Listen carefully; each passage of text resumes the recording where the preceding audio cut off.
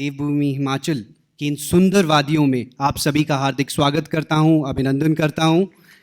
हिमाचल प्रदेश के माननीय राज्यपाल और इस विश्वविद्यालय के माननीय कुलाधिपति आदरणीय श्री राजेंद्र विश्वनाथ आलेकर जी का हम जोरदार तालियों से स्वागत करते हैं। आज के कार्यक्रम के विशिष्ट अतिथि, पद्मश्री पुरस्कार से सम्मानित प्रगतिशील किसान श्री कंवल सिंह चौहान जी का, सेवा इंटरनेशनल के सचिव, ग्लोबल कोऑर्डिनेटर और सोशल लीडर श्री श्याम परांदे जी का, डॉक्टर यशवंत सिंह परमार औद्यानिकी एवं वानिकी विश्वविद्यालय के कुलपति प्रोफेसर राजेश्वर सिंह चंदेल जी का, सेवा इंटरनेशनल के कार्यकारी निदेशक श्री अभिषेक कुमार जी, उपायुक्त सोलन श्रीमती कृतिका कुल्हारी जी,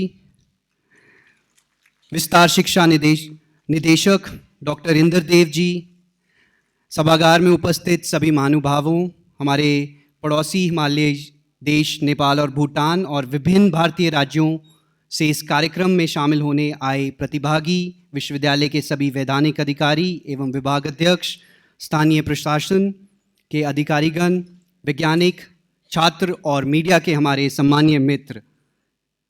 कहते हैं किसी भी शुभ कार्य को शुरू करने से पहले अगर ईश्वर का नाम लिया जाए तो कार्य हमेशा सफल होता है। इस बेहद में महत्वपूर्ण विषय पर आयोजित इस सम्मेलन में भी इसी परंपरा को आगे बढ़ाते हुए मैं आग्रह करना चाहूँगा मंच पर विराजमान सभी महानुभावों से कि वह मंगलदीप जलाकर इस कार्यक्रम का आगाज करें।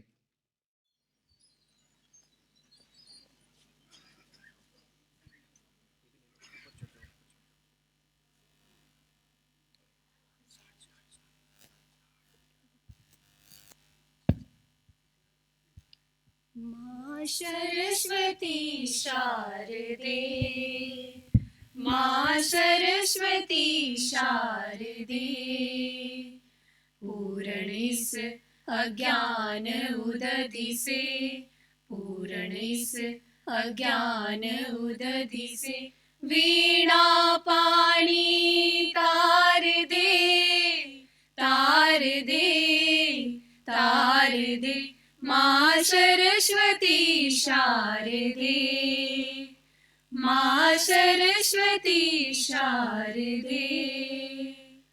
सूर्य ब्रह्मा शिव विष्णु गजानन, जिन चरणों को सेवते, सूर्य ब्रह्मा शिव विष्णु गजानन, जिन चरणों को सेवते, हम शिशु हैं अज्ञानी माता, इन चरणों का प्यार दे, वीणा वाणी तार दे, तार दे, तार दे, माँ सरस्वती शारदे, माँ सरस्वती शारदे। श्वेत कमल तेरा आसन है, श्वेत हंस तेरा वाहन है, श्वेत कमल तेरा आसन है, श्वेत हंस तेरा वाहन है, हम पर सिद्ध दृष्टि कर जननी, बोध चीरती धार दे, वीणा पाणी तार दे, तार दे, तार दे, माँ सरस्वती शारदे, माँ सरस्वती शारदे। पूर्ण इस अज्ञान उदधि से, पूर्ण इस अज्ञान उदधि से, वीणा पाणी तार दे, तार दे, तार दे, माँ सरस्वती शारदे, माँ सरस्वती शारदे, माँ सरस्वती शारदे। हमारी अतिथि देवो भव की परंपरा को आगे बढ़ाते हुए मेरा कुलपति महोदय से निवेदन हमारे आज के कार्यक्रम के मुख्य अतिथि और सभी गणमान्य अतिथियों का स्वागत करें। कुलपति महोदय से अनुरोध, हिमाचल प्रदेश के माननीय राज्यपाल एवं विश्वविद्यालय के कुलाधिपति श्रद्धेय श्री राजेंद्र विश्वनाथ आर्लेकर जी को विश्वविद्यालय पधारने पर इनका स्वागत करें। एक ड्राई फ्लावर अरेंजमेंट भेंट कर राज्यपाल महोदय का स्वागत करें।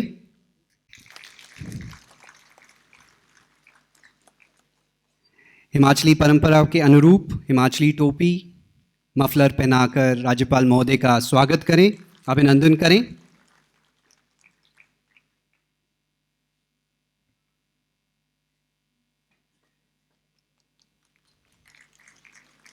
एक स्मृति चिन्ह इस अवसर पर राज्यपाल महोदय को भेंट करें और एक नेचुरल फार्मिंग प्रोडक्ट से बनी बास्केट्स हम राज्यपाल महोदय को इस अवसर पर भेंट करना चाहते हैं। विश्वविद्यालय फार्म से ये प्रोड्यूस है, ये लीफी वेजिटेबल्स नेचुरल फार्मिंग द्वारा तैयार। आपका बहुत बहुत आभार सर। कुलपति महोदय से मेरा अनुरोध, हमारे आज के कार्यक्रम के विशिष्ट अतिथि पद्मश्री कंवल सिंह चौहान जी का आप स्वागत करें, अभिनंदन करें।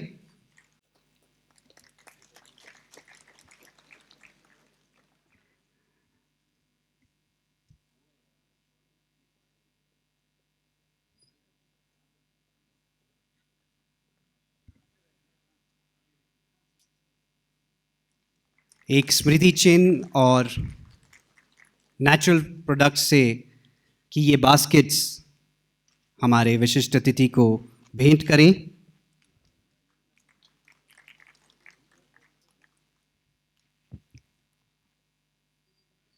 आपका बहुत बहुत आभार सर। मेरा विस्तार शिक्षा निदेशक डॉक्टर इंद्रदेव जी से अनुरोध, श्री श्याम परांदे जी को पुष्पगुच्छ भेंट कर इनका स्वागत करें। ये ड्राई फ्लावर अरेंजमेंट विश्वविद्यालय की ओर से भेंट करें।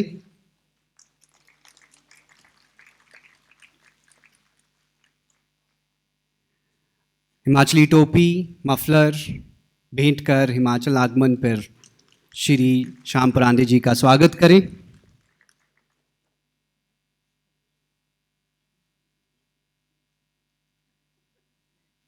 एक मोमेंटो और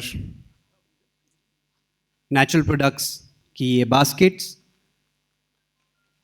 हमारे विश्वविद्यालय फार्म से लीफी वेजिटेबल्स।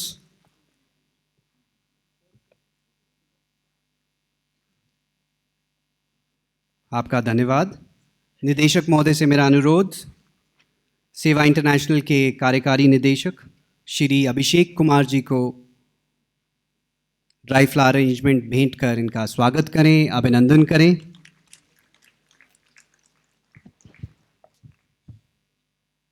हिमाचली परंपरा के अनुरूप श्री अभिषेक जी का स्वागत करें।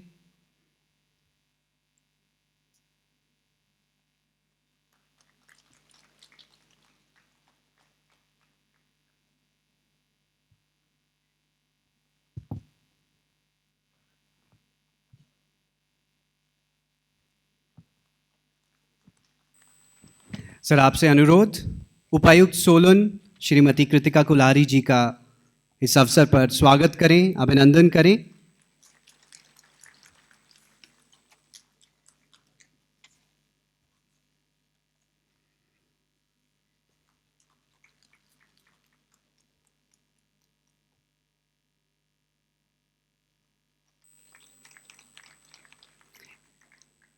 एक मोमेंटो और नेचुरल प्रोडक्ट्स की ये बास्केट डीसी महोदया को इस अवसर पर भेंट करें।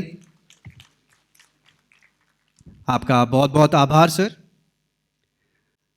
सभी अतिथियों का विधिवत रूप से स्वागत करने और कार्यक्रम के बारे में बताने में मैं आमंत्रित करना चाहूँगा डॉक्टर यशवंत सिंह परमार, औद्यानिकी एवं वानिकी विश्वविद्यालय के कुलपति और national commission on natural farming की नेशनल एडवाइजरी कमेटी के सदस्य प्रोफेसर राजेश्वर सिंह चंदेल जी को।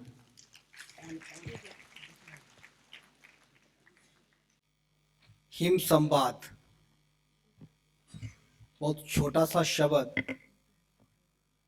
लेकिन बहुत लंबा अभिप्राय। पूरे हिमालयन परिक्षेत्र हिंदू कुश हिमालय के सभी देशों, भागों, प्रांतों को जोड़ता हुआ ये सम्मेलन, इसके शुभ अवसर पर मैं हिमाचल प्रदेश के माननीय राज्यपाल,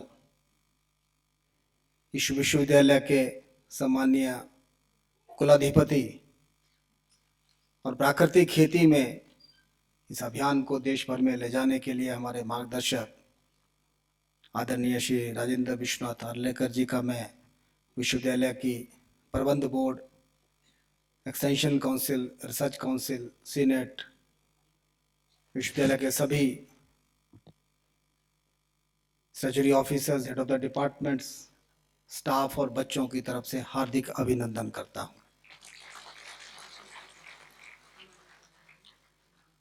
आज ये जो हमें शुभ अवसर दिया ऐसे विशाल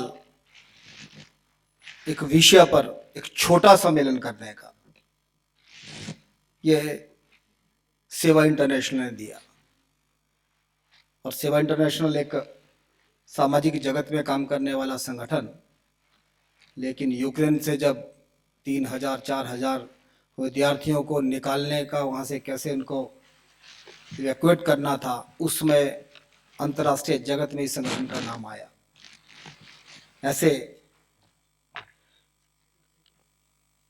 कार्यक्रम के मुख्य वक्ता और इस ऑर्गेनाइजेशन से जुड़े हुए श्री श्याम परांडे जी, जो आज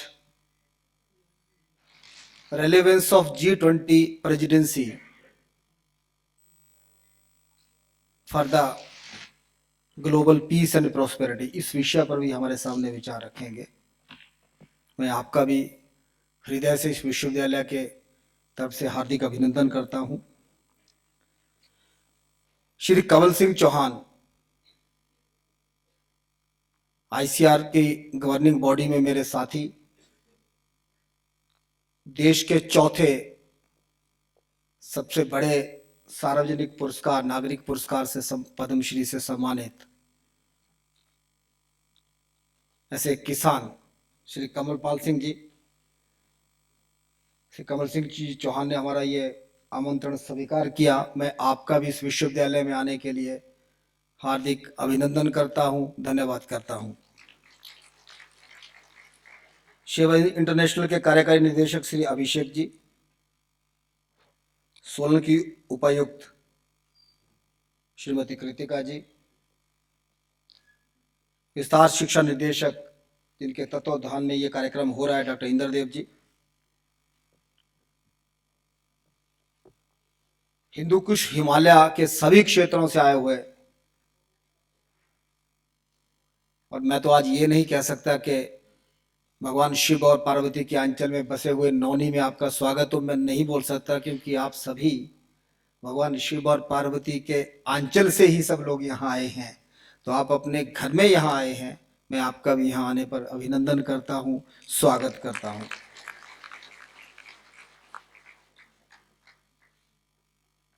जिला प्रशासन के और अधिकारीगण, पत्रकार बंधु, विश्वविद्यालय के सभी प्राध्यापक एवं बच्चों, हिम संवाद 3 दिन तक ये चर्चा यहां पर चलेगी। हिमालय का जो रेलेवेंस है वो सिर्फ भारतवर्ष के साथ नहीं, पूरी दुनिया के साथ है।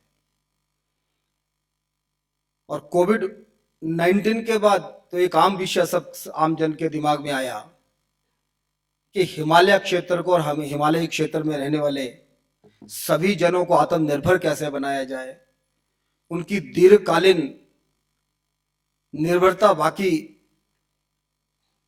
समाज से ना हो, इसलिए स्थानीय सॉल्यूशन क्या हो सकते हैं। जो बेस्ट प्रैक्टिसेस यहां हमारे लोगों ने सैकड़ों हजारों वर्षों के अनुभव के आधार पर यहां पर जिसको एस्टेब्लिश किया है, उनको आधार बनाकर और नए वैज्ञानिक अनुसंधान और नीतियां जो बन रही है उनका समन्वय करते हुए जो डेवलपमेंट का मॉडल है, विकास का जो मॉडल है, वो हिमालय क्षेत्र के लिए अलग होना चाहिए। ये लंबे समय से चर्चा चली आ रही है और आज क्योंकि जो एजेंडा 21 है उसके 30 वर्ष पूरे हुए और एजेंडा 21 जो था उसका हेतु था कि हम सब मिलकर पार्टनरशिप में, कोलैबोरेशन में, कोऑपरेशन में और एक संवाद के द्वारा सब देश और सब प्रांत आपस में मिलकर हिमालयन क्षेत्र के लिए कैसे नीति निर्माण कर सकते हैं जो यहाँ के लोगों को स्थायित्व प्रदान करे। और हम सबके ध्यान में है कि दुनिया में जो सबसे संवेदनशील क्षेत्र है वो हिमालयन क्षेत्र है, परंतु दुनिया की बहुत सी आबादी को न केवल पानी अपितु कृषि में जो ज्ञान विज्ञान यहां के निवासियों के पास रहा है, जो पुरातन बीज यहां पे रहा है, पुरातन फसलें यहां पर रही हैं, न्यूट्रिशनल के अलग अलग सोर्सेज क्या हो सकते हैं। और आज भी हिमाचल प्रदेश का उदाहरण देते हुए मैं आप सबके सामने एक गौरव के साथ कह सकता हूं कि 80 साल पुराना बीज भी अभी हमारे किसानों ने सुरक्षित इस क्षेत्र में रखा है। तो ये जो अपार वेल्थ है इस क्षेत्र के पास है।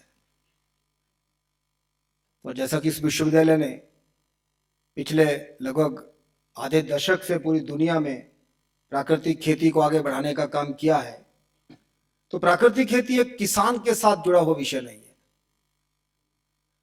प्राकृतिक खेती is not simply the growing of the crops without agrochemicals. अगर हम सस्टेनेबल डेवलपमेंट गोल्स की बात करते हैं तो पानी से लेकर बायोडायवर्सिटी तक का विषय आता है, और जब तक पानी जमीन से लेकर जमीन के नीचे और ऊपर की बायोडायवर्सिटी की हम बात नहीं करेंगे तो फूड और न्यूट्रिटिव फूड इसकी बात अधूरी है। और जब इसकी बात अधूरी है तो प्राकृतिक खेती का संबंध सिर्फ किसान के साथ नहीं रह जाता, इसके साथ साथ उपभोक्ता भी जुड़ा है। उपभोक्ता को शुद्ध खाना कैसे मिले, और आने वाले दिनों का तो संकट यह है कि खाना उगाएगा कौन, फसल उगाएगा कौन। ये दोनों के लिए चिंता का विषय, चाहे आम जन है चाहे किसान है। तो प्राकृतिक खेती के माध्यम से हमारे किसानों ने यह सिद्ध करने का प्रयास किया है कि ये ना केवल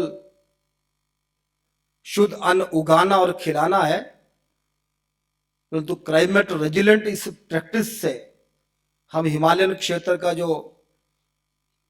हमारा इकोसिस्टम है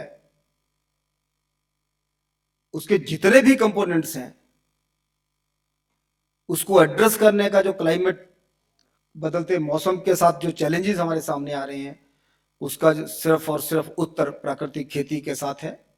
ये ना किसानों की गांव से इमिग्रेशन को रोक रहा है, किसानों में आत्मबल और उसके साथ अपने गांव में रहना और उस गांव के साथ साथ रह के अपनी प्रकृति और अपने वातावरण को बचाने का काम ये इस माध्यम से हुआ है। तो मुझे लगता है 3 दिन के इस जो हमारी डेलिब्रेशंस हैं उसमें ये मुद्दा एक विशेष मुद्दा रहेगा। और जितने भी तीनों देशों के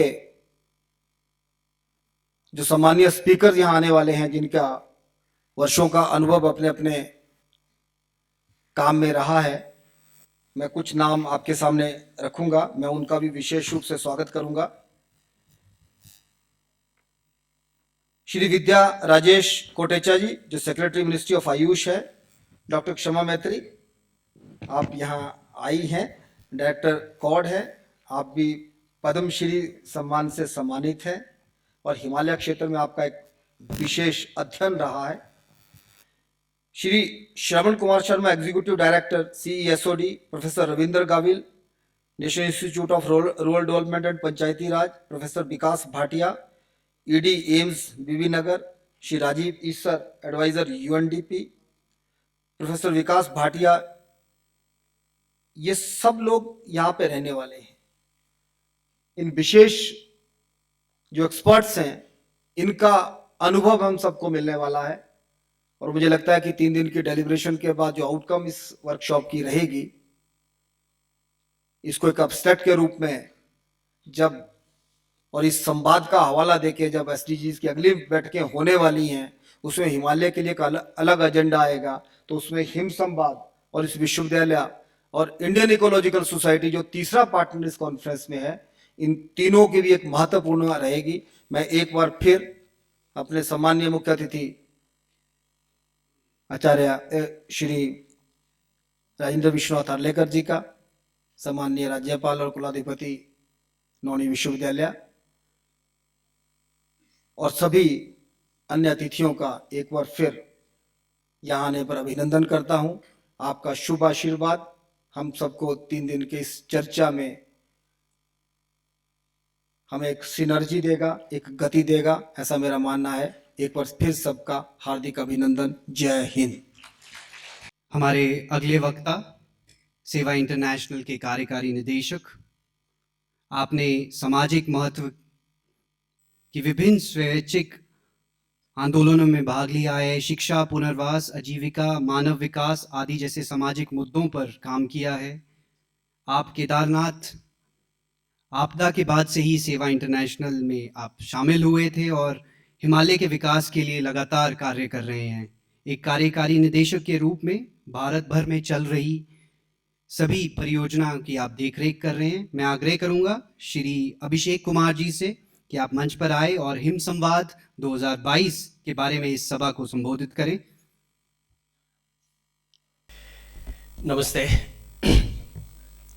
आज के सभा में हमारे मुख्य अतिथि महामहिम राज्यपाल हिमाचल प्रदेश आदरणीय राजेंद्र आर्लेकर जी, हम सबके मार्गदर्शक सेवा इंटरनेशनल के अंतर्राष्ट्रीय समन्वयक श्याम परंडे जी, आज के विशिष्ट अतिथि पद्मश्री और कृषिविद कंवल सिंह जी, जिस प्रांगण में अपना ये कार्यक्रम हो रहा है, यहाँ के कुलपति और हमारे मार्गदर्शक श्री राजेश्वर सिंह चंदेल जी, आयुक्त सोलन सुश्री कृतिका जी। ये मेरे लिए व्यक्तिगत रूप से एक हर्ष का विषय है कि हिम संवाद का ये दूसरा संस्करण आज हिमाचल में हो रहा है। मुझे याद है पहली बार दिल्ली में हमने एक छोटी एक दिन की गोष्ठी की थी, जहां एक विषय ध्यान में आया, सस्टेनेबल डेवलपमेंट गोल्स। पता नहीं था सस्टेनेबल डेवलपमेंट गोल्स क्या थे, कुछ विदेशी शब्द आ गए थे। ये भी नहीं पता था एसडीजी एक एस्पिरेशन है, ये एक ऐच्छिक लक्ष्य है या एक वास्तविकता तक पहुंचने वाली सोच है। ये ज्ञात हुआ हमें कि ऐसे एसडीजी, ऐसे गोल्स को सिर्फ एक आवरण, एक कपड़े की तरह ओढ़ा नहीं जा सकता है। इसमें सस्टेनेबल क्या है, इसमें डेवलपमेंट क्या है, इसमें गोल क्या है, सतत क्या है, विकास क्या है, लक्ष्य क्या है। इन तीनों शब्दों को जब तक हम अपने भीतर न ढूंढे, अपने भीतर हम रिफ्लेक्ट न करें, ये बस एक दिखावा रहेगा, एक आवरण होगा। ऐसी सोच के साथ हमारे मार्गदर्शकों के दिशा निर्देश में हमने सोचा कि भारत के एक भूभाग को चुनते हैं, एक फोकस्ड, लोकलाइज्ड वे में देखते हैं कि what is the need, what is the relevance of these SDGs as per our understanding, our idea of development. और हिमालय बड़ा ही स्वाभाविक एक भूभाग था। जब मैं भूभाग कहता हूं तो मुझे पता नहीं हिमालय को मैं भूभाग बोलूं, एक संवेदना बोलूं, लाइफलाइन बोलूं, ये मुझे नहीं पता। लेकिन हिमालय हम सब के लिए, हम सब के अस्तित्व के लिए, हमारे जीवन के लिए, हमारे प्राइड के लिए आवश्यक है, इतनी समझ है हमें। और इस सोच के साथ जनवरी 2020 में एफआरआई देहरादून में हमने पहला कॉन्फ्रेंस किया एसडीजी पे। क्षमा दीदी, डॉक्टर दीदी और काफी सारे लोग यहाँ हैं जो पहले कॉन्फ्रेंस में भी आए। उस समय बस हमने एक एसडीजी को लेके लोकलाइज्ड अंडरस्टैंडिंग, एक स्थानिक समझ बनाने पे विचार की। कुछ 8-9 राज्यों से अलग अलग विषय पे वक्ता आए, हमने कुछ 8 सत्र रखे, कुछ वैज्ञानिक थे, कुछ शिक्षाविद थे, कुछ जमीन पे काम करने वाले कार्यकर्ता थे, और हम शायद वहां से कुछ एक रेजोल्यूशन लेके आ सके जिसने हमें कॉन्फिडेंस दिया कि ये एक बार एक समय करने जैसी गोष्ठी नहीं है, शायद इसकी एक यात्रा है। And that's how we devised a long term plan. और मुझे खुशी है, हिम संवाद के दूसरे संस्मरण के लिए जब हमने जगह चुनने की कोशिश की, प्रयास की, तो बड़ी ही गर्मजोशी से, बड़ी ही आत्मीयता से माननीय कुलपति जी ने अपना प्रांगण हिमाचल में हमें खोला। और सिर्फ प्रांगण ही नहीं खोला, यहाँ जितने लोग उपस्थित हैं, एक सहभागी के तौर पे आपने इस पूरे कार्यक्रम को अपनाया है। ये मेरे लिए व्यक्तिगत तौर से आपके लिए मैं धन्यवाद देता हूँ। अगले 3 दिनों में हिम संवाद में हम क्या अपेक्षा रखते हैं? कुछ 4 विषय हैं जिनका संबंध हिमालय से है। हिमालय में आजीविका, हिमालय में स्वास्थ्य, हिमालय में पर्यावरण और हिमालय में मानव संसाधन या ह्यूमन डेवलपमेंट को कैसे देखते हैं। इन 4 थीमेटिक एरियाज या फोकस एरियाज में हमने कुछ 2-2 सत्र रखे हैं जिनका संबंध पूरे ही ट्रांस हिमालयन रीजन से है, लद्दाख से लेके अरुणाचल तक, नेपाल, भूटान, सभी क्षेत्रों से। इन सभी क्षेत्रों से 40 से अधिक वक्ता है हमारे साथ, जिन्होंने जमीन पे भी काम किया है, जिन्होंने शिक्षा के क्षेत्र में काम किया है, जिन्होंने शोध के क्षेत्र में काम किया है, जिन्होंने नीति निर्धारण के क्षेत्र में काम किया है। इसके अंत में या इसके प्रारंभ में हिमालय की विकास की अवधारणा की एक लोकलाइज सॉल्यूशन की रोड मैप शायद हम निकाल पाए। एक हिम संवाद कार्यक्रम सिर्फ सेवा इंटरनेशनल एक संस्था के कार्यक्रम न रह के इन सभी 30 से 40 अलग अलग संगठन और उनके प्रतिनिधियों का हो। हम अपने अपने क्षेत्र में जाके इन चीजों को विकसित करें और इस पूरी अवधारणा को सफल बनाएं। तो हिम संवाद वाद विवाद के परे उस समवाद का मार्ग है, उस संवाद की गोष्ठी है जहां हम सिर्फ डायलॉग की बात नहीं कर रहे हैं, हम प्रयास कर रहे हैं, कितना सफल होगा नहीं पता, बट एक सिंसियर प्रयास कर रहे हैं कि डायलॉग से कुछ विकसित हो। Can we call it a dialogue for development. और इसी सोच के साथ हिम संवाद की अवधारणा है। ये कार्यक्रम सिर्फ सेवा इंटरनेशनल का नहीं है, ये कार्यक्रम सिर्फ वाइस परमार यूनिवर्सिटी का नहीं है, ये कार्यक्रम हर उस व्यक्ति का है, हर उस संगठन का है, हर उस नीति निर्धारक का है जो हिमालय के विषय में सोचता है, हिमालय के विषय में पीड़ा रखता है, जो यहाँ आ पाए, जो यहाँ नहीं आ पाए। तो मैं पुनः आप सभी का अगले 3 दिनों में इस विचार मंथन में अपने सोच को रखने के लिए आग्रह करता हूँ और धन्यवाद देता हूँ कि आपके आने से इस गोष्ठी को हम सफल बना सकेंगे। धन्यवाद। हमारे आज के कार्यक्रम के विशिष्ट अतिथि हरियाणा के सोनीपत ज़िला के एक प्रगतिशील किसान हैं, श्री कंवल सिंह चौहान जी। आपको भारत सरकार द्वारा वर्ष 2019 में पद्मश्री पुरस्कार से सम्मानित किया है। आप भारतीय अनुसंधान परिषद की गवर्निंग बॉडी के सदस्य हैं और 2001 में आपने Gulab fruits and vegetable grower and marketing cooperative society की स्थापना की थी, जो baby corn, sweet corn, mushroom और ब्रोकली जैसी सब्जियों का उत्पादन, विपणन और निर्यात के लिए समर्पित है। मैं आपसे अनुरोध करूंगा आप अपने प्रबुद्ध विचार इस सभा के साथ साझा करें। जोरदार तालियों से स्वागत करेंगे।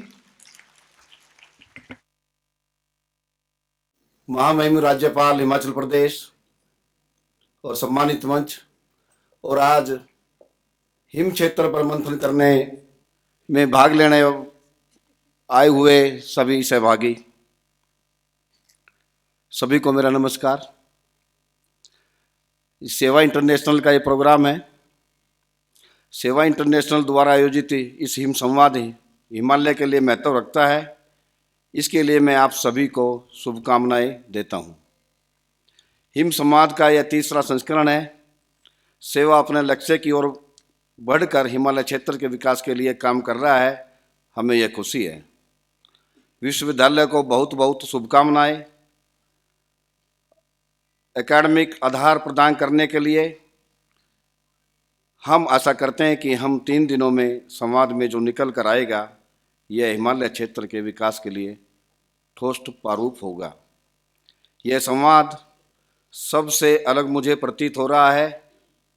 यहाँ सामाजिक संगठनों के कार्यकर्ता, नीति निर्धारक, उसको ग्राउंड पर उतारने वाले लोगों का बड़ा समूह है। वहीं विद्यार्थी का भी एक बड़ा वर्ग है।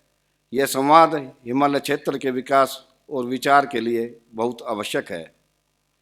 यहाँ नीति निर्धारक से लेकर जमीनी स्तर पर काम करने वाले लोग संवाद करेंगे। हम सब मिलकर हिमालय क्षेत्र के विकास पर चर्चा करते हुए एक निष्कर्ष तक पहुँचेंगे। यह संवाद बदलाव की ब्यार से को लेकर आएगी। इस संवाद से अपना सबर से सबर मिलाते हैं। अपने हिमालय के लिए हमारी तरफ से सेवा, परिवार और इस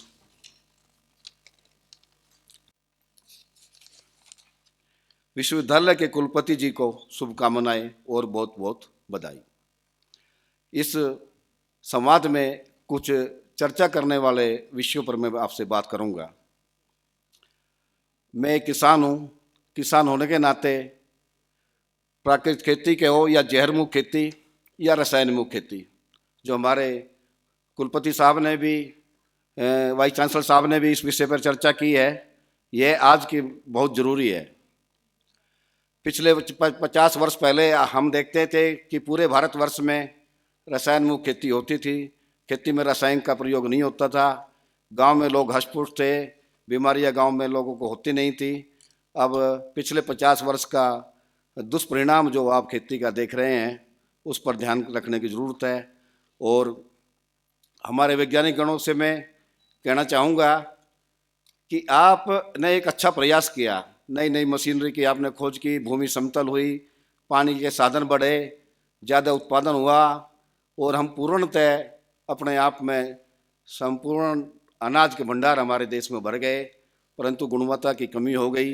अब देश में ज़रूरत है दोबारा से ऐसी फसलों का उत्पादन हम करें, स्वास्थ्यवर्धक हम फल, सब्जियां और अनाज पैदा करें जो हमारे समस्त प्राणी को के स्वास्थ्य के लिए अच्छी रहे।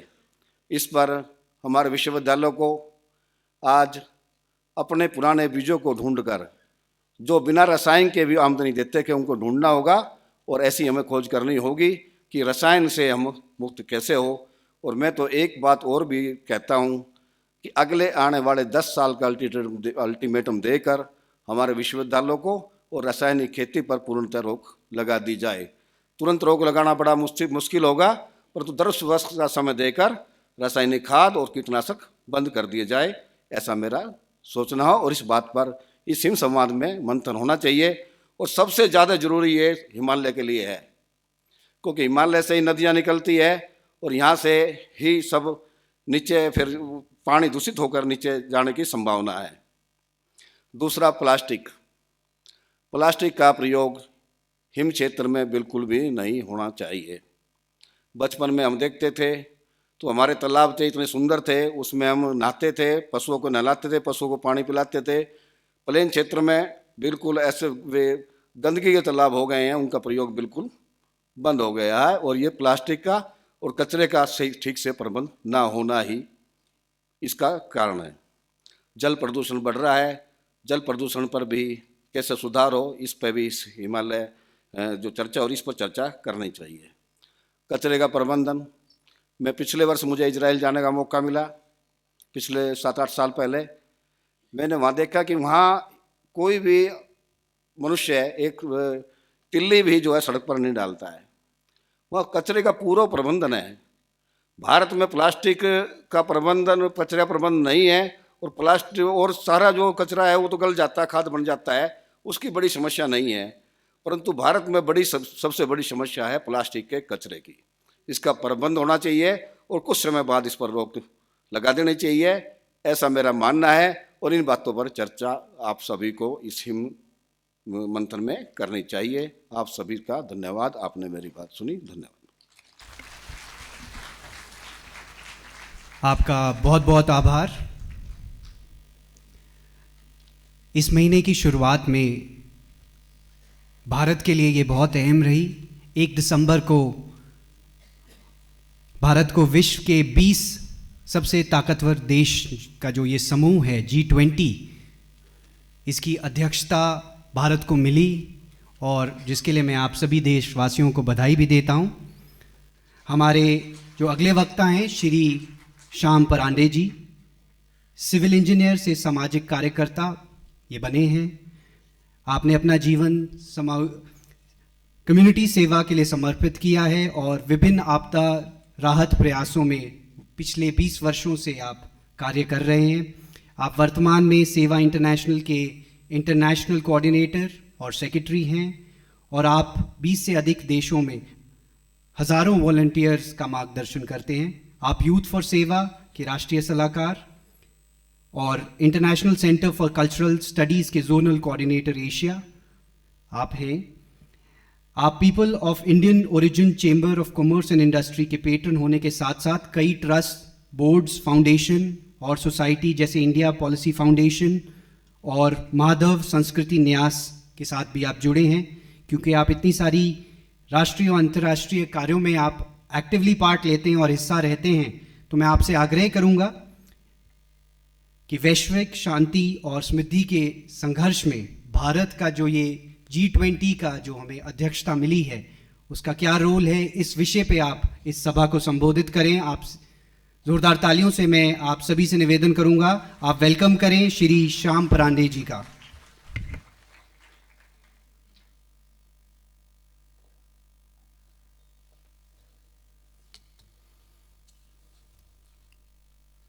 सभाय नमः। मंच पर उपस्थित महामहिम राज्यपाल जी श्रीमान राजेंद्र हार्लेकर जी, विशिष्ट अतिथि पद्मश्री श्रीमान कंवल सिंह जी, इस विश्वविद्यालय के उपकुलपति प्रोफेसर राजेश्वर सिंह चंदेल जी, इस जिला की आयुक्त श्रीमती कृतिका जी, मेरे साथी अभिषेक जी, यहाँ के डीन इंद्रदेव जी, उपस्थित faculty, scholars, academicians and my young friends. Him संवाद में आप सबको मिलकर बहुत खुशी है और इसलिए ज़्यादा खुशी है कि यहाँ बड़ी मात्रा में युवा वर्ग उपस्थित है। And you bring in lot of energy, my young friends. तो आप सबका स्वागत करते हुए ये इसलिए भी मायने रखता है कि हम हिमालय के ऊंचे ऊंचे पर्वत श्रेणियों के बीच में बस है, उन वादियों में है जहां जैसे प्रोफेसर चंदेल जी ने कहा कि शिव पार्वती का निवास है। जगत पितरौ वंदे पार्वती परमेश्वर, वो अधिष्ठान है अपना। और इसीलिए जब हिमालय की बात होती है तो सारा भारत देश एकदम अलर्ट हो जाता है। हाँ हाँ, हमारा हिमालय है। और ये हिमालय कैसा है? तो ये हिमालय पूर्व से पश्चिम तक यदि देखा जाए तो इसलिए प्रमुखता रखता है कि it supports the livelihood of 40% of the global population. लेकिन मैं ग्लोबल पॉपुलेशन की बात करने नहीं आया हूं यहां पर। इस हिमालय ने भारत को संस्कृति दी है, तत्व चिंतन दिया है। ऋषि मुनियों के तपस्या से पावन बना हुआ यह हिमालय है, जिससे चली हुई नदियां केवल भारत ही नहीं, हिमालय के पार चीन देश को भी सुजलाम सुफलाम करती है, यह न भूले हम। ब्रह्मदेश तक जाती है इधर। तो ऐसा यह हिमालय है, प्राकृतिक संपदा अपार है। उससे ज्यादा यहां की जो विचार शैली है, जिस विचार ने सारे जगत को प्रभावित किया है, तो ऐसा यह विचार है। और इसीलिए इस विश्वविद्यालय के सुरम्य प्रांगण में जब आप सबसे मिल रहे हैं और यहां सब पूरे हिमालय से संबंधित स्कॉलर्स आए हैं, तो मैं गदगद होता हूं। मुझे बताया गया है G20 की बात करें।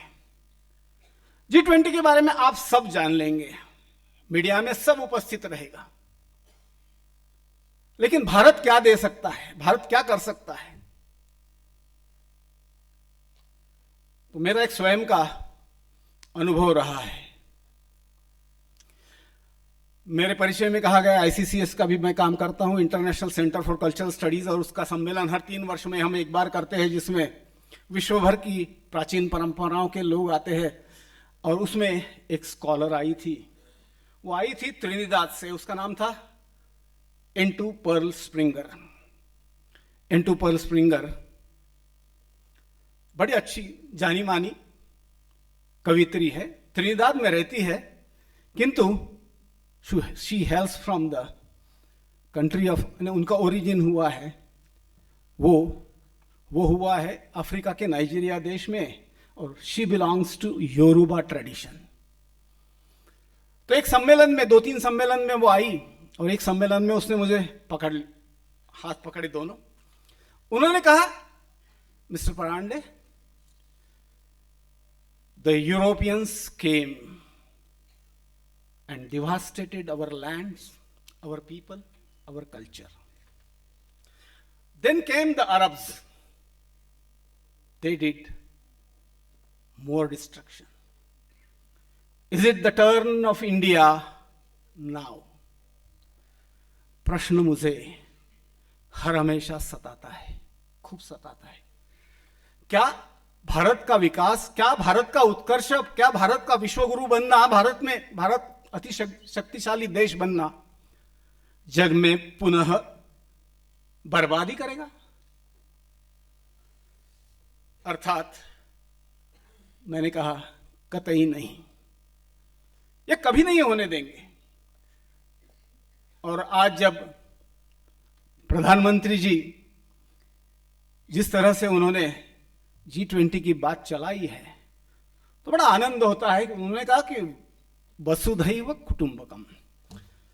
लेकिन वसुधैव कुटुंबकम यानी सबको पता है, लेकिन ये वसुधैव क्या है जी, और क्यों? The whole world is one family, the global village, यानी ये सारी कंसेप्ट कहां से निकली? तो वो जो परंपरागत ज्ञान हमें मिला है ना, वहां से निकली हुई है। और वो परंपरागत ज्ञान क्या है? माता भूमि हुई, पुत्रोहम पृथिव्याम। ये मां हमारी, ये धरती हमारी मां है, और मैं उसका पुत्र हूं या पुत्री हूं। ये जब भावना बनती है तो वहां से शुरुआत होता है। आपको सबको आश्चर्य होगा कि हमारे जैसे सोचने वाले समाज केवल हम ही नहीं है। ये जो परंपरागत समाज है, the societies which still are holding to the traditions and cultures, all think alike. वो भी कहते हैं कि हाँ, मदर अर्थ। आपको बड़ा आश्चर्य लगेगा, अमेरिका में मदर अर्थ सम्मेलन होता है वहां के नेटिव इंडियंस का। यूरोप में सम्मेलन होता है वन ट्री। तो इस तरह से ऐसे लोग हैं जो अपना जैसा सोचते हैं। और यदि हम कहते हैं कि मदर अर्थ, तो इस भूमि पर रहने वाला सारा समाज यह हमारे लिए अपने सगे है। They are our relatives. और एक अमेरिकन ट्रेडिशन है, उसका एक वाक्य है, और हम जैसा कहते हैं ना वंदे मातरम, वैसा वो कहते हैं मिताकुए ओयासिन। मैंने मिताकुए कहे ना, आप सबने ओयासिन कहना। अर्थ क्या है? And it says we are all related. हम सब रिश्तेदार हैं। और इसको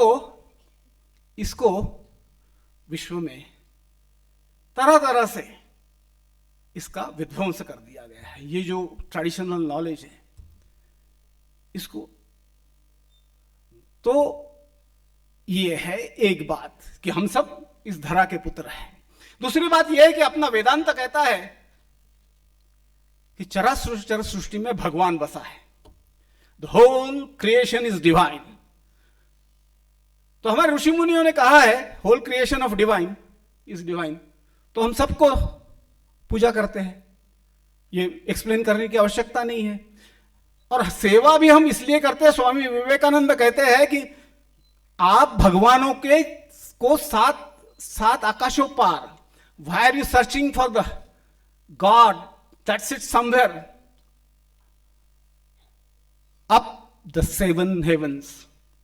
जो आंखों से दिखता है उसकी सेवा करो ना, वो भगवान है, उसकी सेवा करो। तो समझना चाहिए कि हम क्या कर रहे हैं। तो ये हमारी सोच है। तो इसीलिए वसुधैव कुटुंबकम का आधार ये 2 प्रमुख बिंदु है। और उसको जब कह रहे हैं प्रधानमंत्री जी, और प्रधानमंत्री जी की जो सोचने का है कि हर प्रांत में ले जाओ, हर जगह ले जाओ, साधारण समाज तक G20 की बात चलाओ, तो हम भारत ऐसे विश्व को क्या दे सकते हैं? विश्व में क्या है तो बाकी तो सारी बात है, लेकिन चैलेंजेस क्या है? तो टेररिज्म है। चैलेंजेस क्या है? तो गरीबी है, अशिक्षा है, हंगर इंडेक्स की कहानी। तो ये सारी बातें हैं। और इसमें भारत बहुत कुछ कर सकता है। क्या कर सकता है? तो जब आवश्यकता पड़ी, तो 2 साल पहले ही जब विश्व भर में कोरोना महामारी आई, तो we provided with the vaccinations. हमने ये नहीं सोचा, और जो गरीब देश थे, जो पिछड़े हुए देश है, उनको फ्री दिया गया वैक्सीनेशन, लाखों के मिलियंस ऑफ वैक्सीनेशंस। तो ये कैसे करता है भारत? उसके बाद तुरंत आया, यूक्रेन वॉर शुरू हो गया।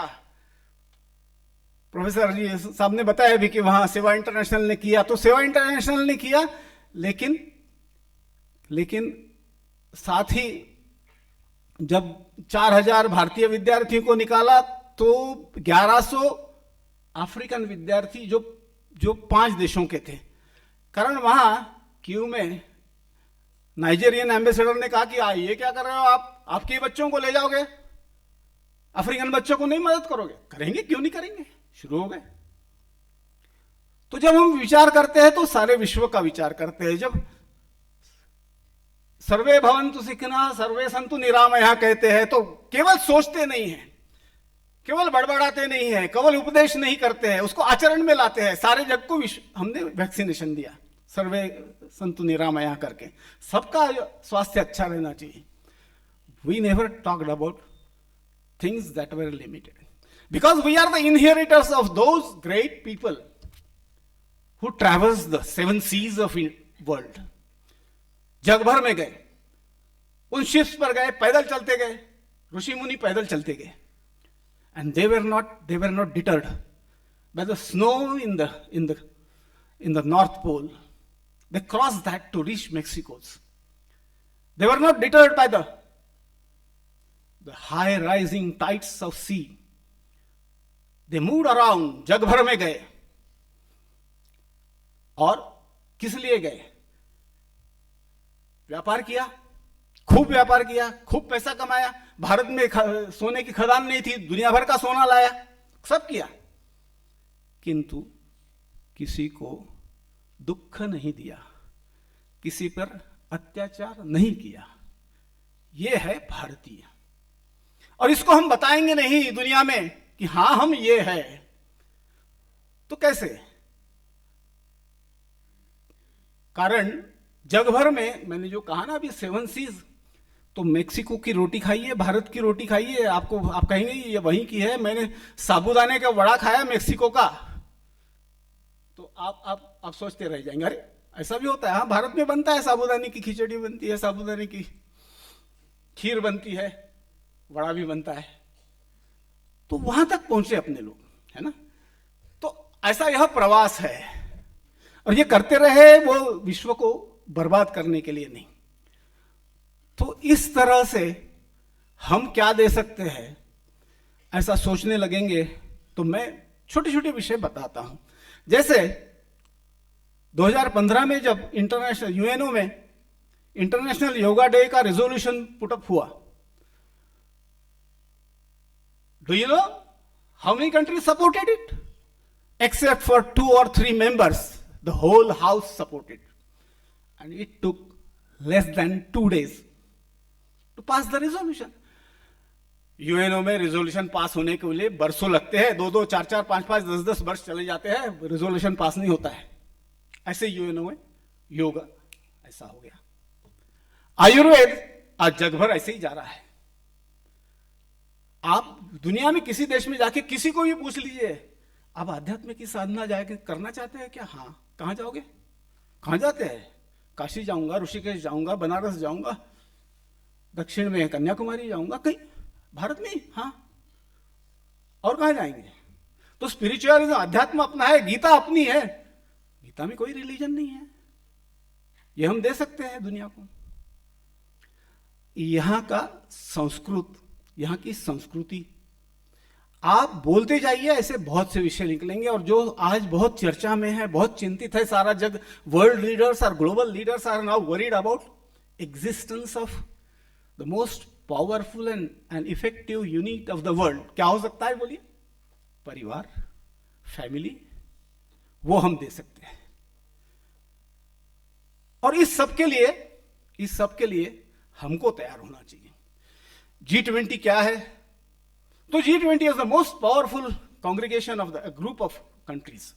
20 देश है, उसमें 19 दुनिया भर के हैं। फिर EU एक अकेला है, तो EU में ही बहुत से हमारे सारे मेंबर्स है EU के। तो मोस्ट पावरफुल है वो दुनिया की 66%, 70% करीब समझिए इकोनॉमी चलाते हैं, ट्रेड चलाते हैं। वो 60% भूभाग को कवर करते हुए है। तो ये सारा अपनी जगह पे है। और जैसे एशियन डेवलपमेंट बैंक ने कहा कि अभी ये शताब्दी पूर्व की है, तो पूर्व में दो बड़े सिविलाइजेशंस के नाम लिया जाता है, चीन और भारत। लेकिन चीन क्या कर रहा है आप सबको पता है, सब देख रहे हैं, सब अनुभव कर रहे हैं, दुनिया भर में कर रहे हैं। तो आखिर में बचा कौन जी? कहां देखेंगे दुनिया? 1999 में G20 प्रारंभ हुआ, सारी चर्चाएं हुई, उसमें कोरोना की भी हो गई, इराक की भी हो गई थी, सीरिया वॉर की भी हो गई थी। क्या निकला? कुछ नहीं निकला। I am quite confident that we can provide, Indians can provide, Bharat विश्व को शांति का मार्ग दिखा सकता है। और वो शांति का मार्ग इसलिए दिखा सकता है कारण हम सेल्फलेस सोचते हैं, हम अपना कम सोचते हैं, मैं नहीं तू ही, इदम न मम कृष्णाय स्वाहा। ये जब हम कहते हैं तो वो विचार अपना बनते जाता है। अरे मेरी समस्याएं कम है, तेरी समस्याएं ज्यादा है, मैं दूसरों को। इसीलिए यहां कोरोना के कम समस्या नहीं थी, फिर भी हम दूसरों को दे पाए। ये जो होता है, ये प्रक्रिया जो होती है अपने मन में, वो इसीलिए। और सेल्फलेस होता है। आज जितने कॉन्फ्लिक्ट दुनिया में हुए, जिसके वो यूरोपियंस चलते हैं, वो अमेरिकन्स चलते हैं, वो कैनेडियंस चलते हैं कि हम सॉल्यूशन निकालेंगे, निकलता ही नहीं है सॉल्यूशन। कैसे निकलेगा? उनका स्वार्थ है। मैं सॉल्यूशन निकालने के लिए सीरिया में जाता हूं और वहां पर दोनों पक्षों को मैं मेरे आर्म्स एंड वेपन्स बेचता हूं, कारण मेरी फैक्ट्री चलनी है। वो माइक्रोसॉफ्ट वाले, उन्होंने अफ्रीका को $2 बिलियन कहा कि वहां का एग्रीकल्चर ठीक कर दें। $2 बिलियन पहुंचे नहीं अमेरिका की कंपनीज को वहां का कृषि का काम करने के लिए, वहां बीज, वहां फर्टिलाइजर्स सब देने के लिए पैसा दे दिया, जाओ वहां दे दो, करो क्या करते हो। ये स्वार्थ रहता है। हम ऐसे हैं कि हम ये सोचते नहीं हैं, और इसीलिए दो पक्षों के बीच में जब झगड़ा हो रहा है तो हमारे दोनों के साथ अच्छे संबंध है, Russia and Ukraine. That's what the world is experiencing. And जब पूछा गया तो आज जब अपने एक्सटर्नल अफेयर्स मिनिस्टर कहते हैं कि तुम, यूरोप जब सोचता है तो यूरोप के प्रॉब्लम्स ही हम सबके विश्व के प्रॉब्लम्स होते हैं।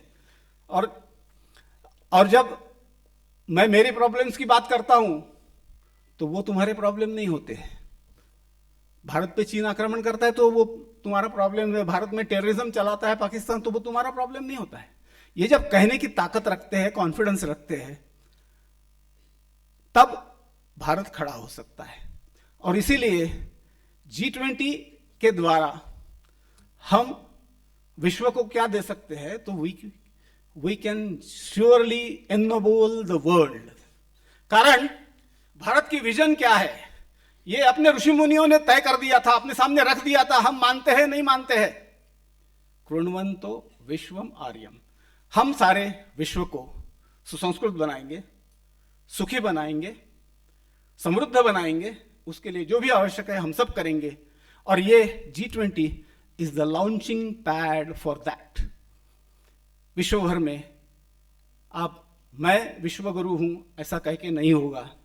हमने ऐसे काम करके दिखाना होगा, हमने ऐसे जीवन यापन करके दिखाना होगा। विश्व को मार्गदर्शक बनने के लिए हमको खुद को क्वालिफाई होना चाहिए और आगे बढ़ना चाहिए, तब ये हम कर सकेंगे। धन्यवाद। थोड़े 2 मिनट ज्यादा लिए, क्षमा प्रार्थी हूं। नमस्कार। आपका बहुत बहुत आभार सर। हमारे लिए बहुत ही सौभाग्य की बात है कि हिमाचल प्रदेश के माननीय राज्यपाल और हमारे विश्वविद्यालय के कुलाधिपति श्रद्धेय श्री राजेंद्र विश्वनाथ आलेकर जी आज हमारे बीच उपस्थित हैं। हिमाचल प्रदेश और देश की सांस्कृतिक विरासत और विभिन्न मुद्दों पर आपकी गहन रुचि है और ज्ञान है। प्रदेश में प्राकृतिक कृषि मुहिम को आगे बढ़ाने और विश्वविद्यालय की एकेडमिक एनवायरनमेंट को बेहतर बनाने में आपका हमेशा मार्गदर्शन हमें मिलता रहता है और हमें आपसे प्रेरणा मिलती है। मेरा माननीय राज्यपाल महोदय से निवेदन व आग्रह, अपने विचारों से यहाँ बैठे सभी लोगों पर आप कृतार्थ करें। जोरदार तालियों से हम स्वागत करेंगे।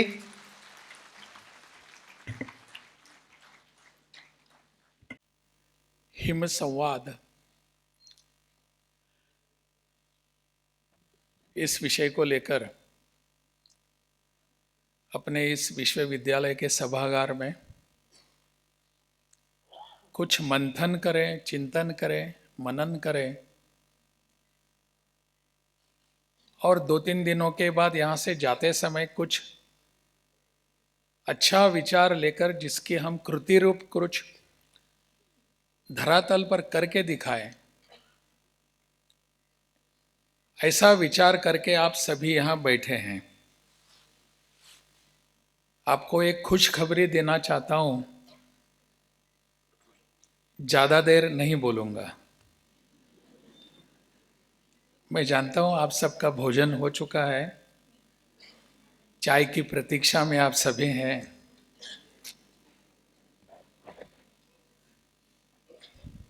अभी अभी आपने यहाँ जो कुछ विचार सुने वो एक आने वाले 3 दिनों की गोष्ठी की शुभारंभ का कार्यक्रम है। इसका उद्घाटन समारोह यह अभी चल रहा है। ऐसे अवसर पर यहाँ उपस्थित हैं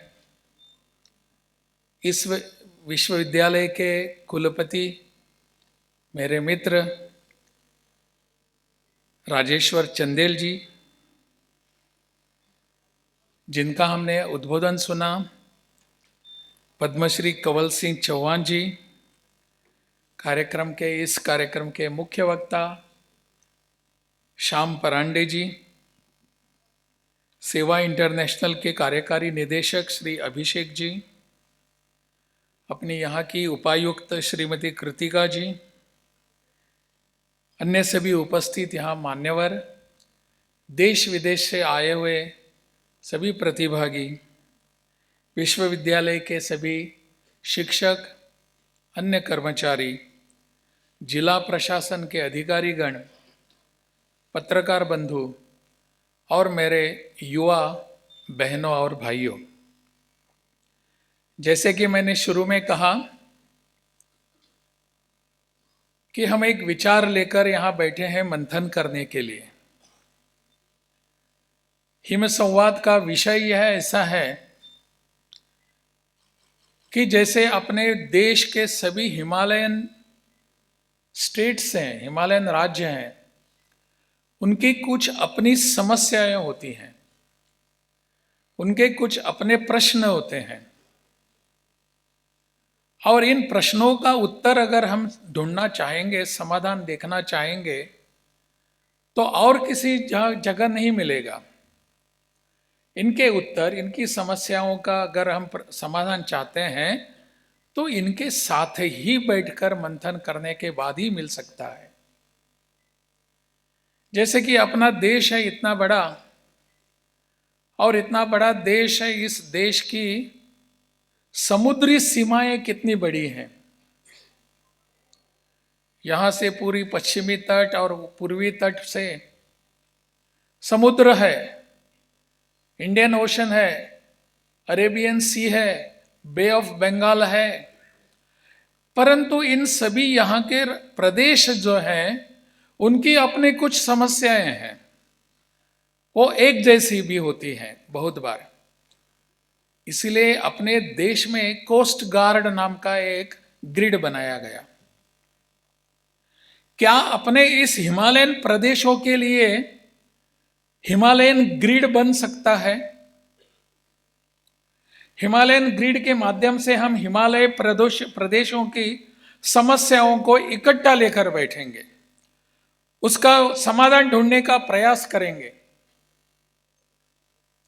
मुझे लगता है इसको इस दिशा में लेकर जाने की आवश्यकता है। कुछ दिन पूर्व, लगभग 3-4 ही दिन हुए होंगे, अपने देश के रक्षा मंत्री के साथ मैं बैठा था दिल्ली में। आदरणीय राजनाथ सिंह के सामने मैंने यह विषय रखा कि जैसे कोस्ट गार्ड है, कोस्ट गार्ड के उसी द्वारा जैसा हम पूरे उनके समस्याओं को एड्रेस करने का प्रयास करते हैं, क्या हम हिमालय के बारे में ऐसी कुछ समस्याओं को एक साथ बैठकर इसका विचार कर सकते हैं? उनको भी कल्पना बहुत अच्छी लगी। संयोग से आज का विषय भी इसी थोड़ा सा इसको स्पर्श करने वाला है। इसको हम लोकलाइज्ड सॉल्यूशंस ढूंढने का प्रयास कर रहे हैं। यहां के स्थानिक समस्याओं का उत्तर स्थानिक ही उत्तर आ सकते हैं, और कहां ढूंढने की आवश्यकता नहीं पड़नी चाहिए, क्योंकि यह समस्या यहां की है, तो उत्तर भी, समाधान भी यहीं के होने चाहिए। अनेक प्रकार के इसमें प्रयास हो सकते हैं। यहाँ अपना कश्मीर है, लद्दाख है, हिमाचल है, सिक्किम है, बाकी अपने अरुणाचल प्रदेश है, उत्तराखंड है, इन सब की लेकर कुछ समस्याएं हो सकती हैं। जैसे कि मैंने यहाँ आने के बाद एक समस्या देखी। क्या समस्या है? भूस्खलन, लैंडस्लाइड। लैंडस्लाइड की यहाँ की समस्या है। दुर्भाग्य से हमने अभी उसका कुछ उत्तर ढूंढा नहीं है, हम ढूंढ नहीं पाए। रिसर्च करने की प्रक्रिया चालू है। शोध करने की प्रक्रिया चालू है, अनेक साइंटिस्ट इकट्ठा बैठते हैं, लेकिन इसके लिए समाधान अब तक हम कुछ निकाल नहीं पाए। उत्तराखंड ने ऐसी समस्याओं का समाधान कैसे निकाला? अरुणाचल में ऐसे भूस्खलन होते हैं या नहीं? लद्दाख के प्रदेश में या कश्मीर के प्रदेश में ऐसे भूस्खलन की समस्या है या नहीं? इन सबको इकट्ठा लेकर बैठने की आवश्यकता होती है। ये ऐसे प्राकृतिक आपदा के जो प्रश्न होते हैं, उसके उत्तर इंजीनियरिंग के सॉल्यूशंस हो सकते हैं, इकोलॉजिकल सॉल्यूशंस हो सकते हैं। इन सबको देखकर हमको बैठने की आवश्यकता है और उत्तर ढूंढने की आवश्यकता है। मुझे लगता है इस दिशा में प्रयास करने का यह एक शुभारंभ हो चुका है। हिम संवाद का जो शुभारंभ है वो इस दिशा का है।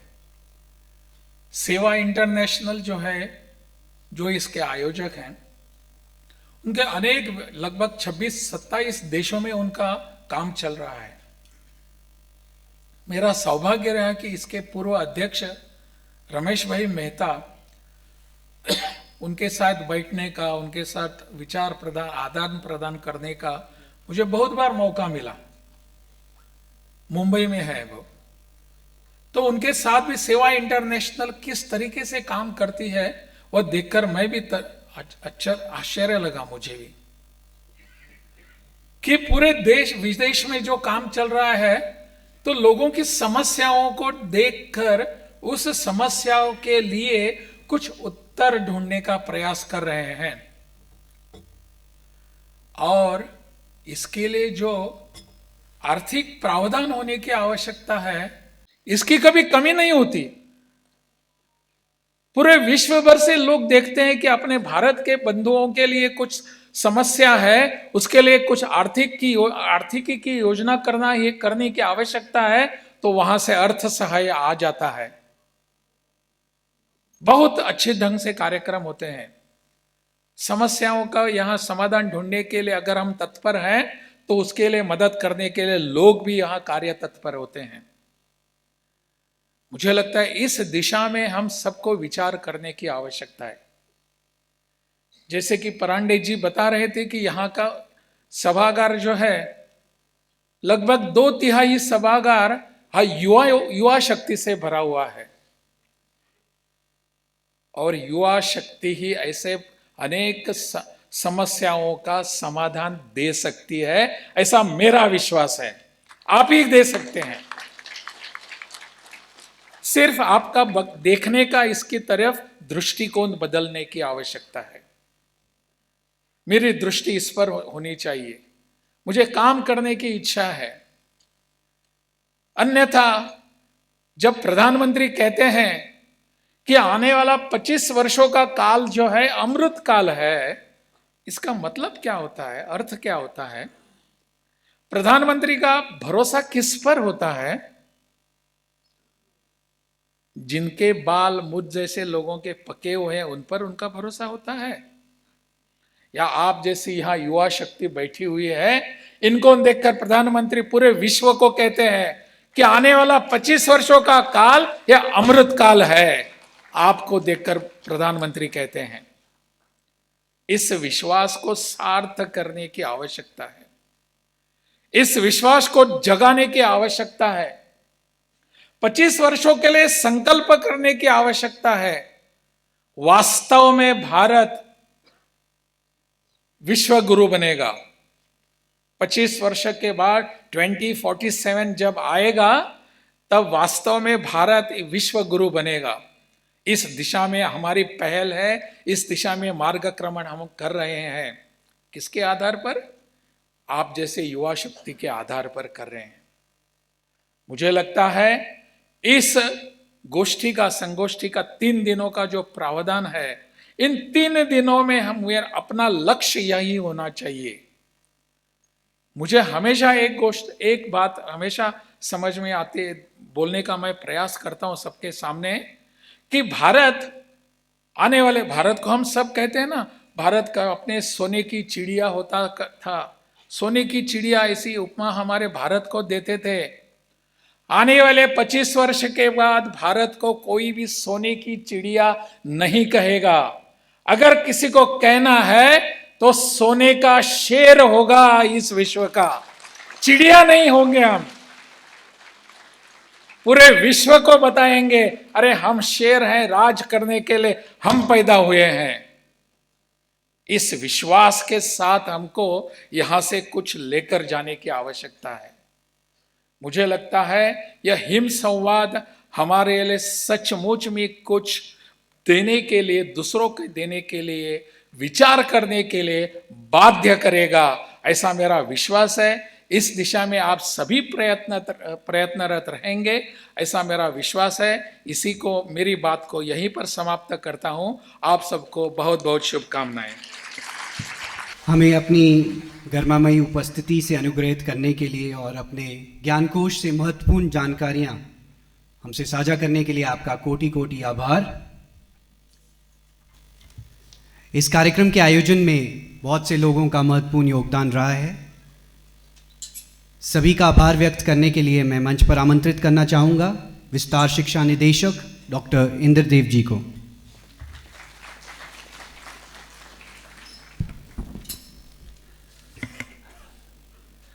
हिम संवाद 2022 के इस उद्घाटन समारोह के शुभ अवसर पर हम सबके बीच उपस्थित कार्यक्रम के मुख्य अतिथि श्री विश्वनाथ आर्लेकर जी, माननीय राज्यपाल हिमाचल प्रदेश, मैं आपका university of horticulture and forestry, सेवा इंटरनेशनल, इंडियन इकोलॉजिकल सोसाइटी एवं संपूर्ण आयोजक मंडल तथा यहाँ पर उपस्थित सभी प्रबुद्धजनों की तरफ से हार्दिक अभिनंदन करता हूँ, हार्दिक धन्यवाद करता हूँ। मैं पद्मश्री कंवल सिंह चौहान जी को इस मंच को शोभित करने के लिए और अपने विचार रखने के लिए भी आपका बहुत बहुत आभार प्रकट करता हूँ, धन्यवाद देता हूँ। हिम संवाद 2022 के ऑर्गेनाइजिंग पार्टनर और इस मंच पर उपस्थित श्री श्याम पांडे जी, जिन्होंने G20 के बारे में हम सबको परिचय कराया, इसके लिए भी हम सभी आपका आभार प्रकट करते हैं, धन्यवाद देते हैं। और साथ में एग्जीक्यूटिव डायरेक्टर सेवा इंटरनेशनल से श्री अभिषेक जी, आपका भी इस मंच से बहुत बहुत आभार। मैं आभार प्रकट करना चाहूँगा मैडम IAS कृतिका जी का, आप यहाँ पर उपस्थित रहें, आपका बहुत बहुत आभार। साथ में मैं आभार प्रकट करना चाहूँगा हमारे honourable vice chancellor doctor Rajeshwar Singh Chandel ji का, जिन्होंने इस कार्यक्रम को सफल बनाने में, इस संगोष्ठी को सफल बनाने में छोटी छोटी चीज़ों का हम सबको समय समय पर स्मरण कराया। और ये मुझे लगता है कि 3 दिन का कार्यक्रम अच्छे से सफल होगा, अच्छी आउटपुट रहेगी, इसके लिए आपका बहुत बहुत आभार, बहुत बहुत धन्यवाद। मैं राज्यपाल महोदय जी के साथ आए हुए सभी अधिकारियों का, जिसमें प्रतीश देसाई जी हैं, अभिषेक जी हैं और जयंत जी हैं, आपका भी बहुत बहुत आभार, बहुत बहुत धन्यवाद। साथ में मैं इस हिम संवाद के जो ऑर्गेनाइजिंग पार्टनर हैं, सेवा इंटरनेशनल, हिमाचल सरकार की प्राकृतिक खेती खुशहाल योजना, इंडियन ऑयल, नेशनल मिशन और हिमालयन स्टडीज़, सभी पार्टनर ऑर्गेनाइजेशंस का भी इस मंच से बहुत बहुत आभार, बहुत बहुत धन्यवाद। इस सभागार में उपस्थित सभी डिस्ट्रिक्ट एडमिनिस्ट्रेशन से आए हुए अधिकारी एवं कर्मचारियों का मैं आभार प्रकट करना चाहता हूँ। साथ में जो इस हिम संवाद में पार्टिसिपेट करने के लिए आए हुए स्पीकर्स, इसमें पद्मश्री क्षमा मैत्री जी हैं और भी बहुत सारे अधिकारी और कर्मचारी, और हमारे पड़ोसी देश नेपाल और भूटान से भी हमारे बीच में प्रतिभागी आए हुए हैं। आप सबका भी बहुत बहुत आभार और बहुत बहुत धन्यवाद। यहाँ पर उपस्थित सभी पत्रकार बंधु भगिनी का भी मैं इस मंच से धन्यवाद करना चाहूँगा, और यूनिवर्सिटी के सभी संवैधानिक अधिकारी, head of the departments, university staff, students, सेवा इंटरनेशनल के अधिकारी, वॉलंटियर्स और आयोजक मंडल के सभी सदस्यों का भी इस मंच से बहुत बहुत आभार और बहुत बहुत धन्यवाद। इस कार्यक्रम को सफल बनाने में बहुत से ऐसे कार्यकर्ता जुड़े थे जिन्होंने प्रत्यक्ष रूप से और अप्रत्यक्ष रूप से बहुत सारा काम किया। आप सभी का भी बहुत बहुत धन्यवाद। इस धन्यवाद प्रस्ताव में जिनका मैं नाम ले सका उनका फिर से धन्यवाद। जिनका नाम नहीं ले सका उनका भी बहुत बहुत धन्यवाद। जय हिंद, नमस्कार। जन गण मन अधिनायक जय हे भारत भाग्य विधाता। पंजाब सिंध गुजरात मराठा द्राविड़ उत्कल बंगा। विंध्य हिमाचल यमुना गंगा उच्छल जलधि तरंगा। तब शुभ नामे जागे तब शुभ आशीष मांगे।